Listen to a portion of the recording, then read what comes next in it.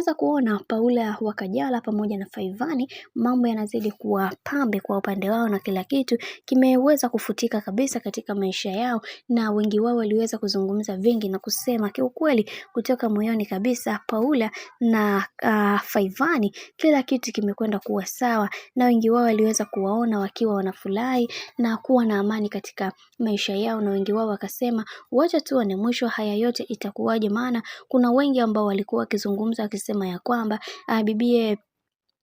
bibie Paula amekuwa akijipendekeza sana kwa bibie Faivani, na wengi wao hili jambo wameweza kulichukia sana na kusema ya kwamba hakuna mapenzi hapa, zaidi watu wanataka kutafuta trendi na kuwafanya watu wengine waweze kukaa attention, ila uhalisia ni kwamba tumeweza kuona hata vile ambavyo walivyokuwa kwenye familia ya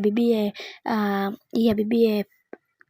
Nandy waliweza kuonesha ukaribu wao wa hali ya juu na kufanya kwamba watu waendelee kuamini zaidi kwenye kile ambacho kilichoweza kutokea, kwa sababu haikuwa rahisi kama ambavyo mmekuwa mkifikiri, na wengi wao waliweza kuzungumza vingi wakisema kiukweli hawa watu wameshamaliza tofauti zao. Lakini tuliweza kuona hoja za Kelma Story akisema ya kwamba kuna namna Paula anatumia nguvu kubwa kuweza kumfanya mwenza wake aweze kuwa sawa, hivyo hiki anachokitenda sio kitu kizuri. Yeye kama mwanamke anatakiwa kuweza kujitengenezea brand yake yeye kama yeye, na sio kufuata nyayo za mwenza wake. Hili jambo sio jambo jema, na Paula amekuwa akijishusha sana kwa Faivani, lakini mashabiki waliweza kuzungumza na kusema ya kwamba lakini mtu ameshaweza kutambua kosa, hivyo hakuna budi kuweza kulizungumzia, na tumeweza kuona baadhi ya watu wengi waliweza kufunguka vitu vingi na kusema kiukweli kutoka moyoni kabisa kuna namna ambavyo watu wanatamani sana kuweza kuona huu ukaribu wao kidumu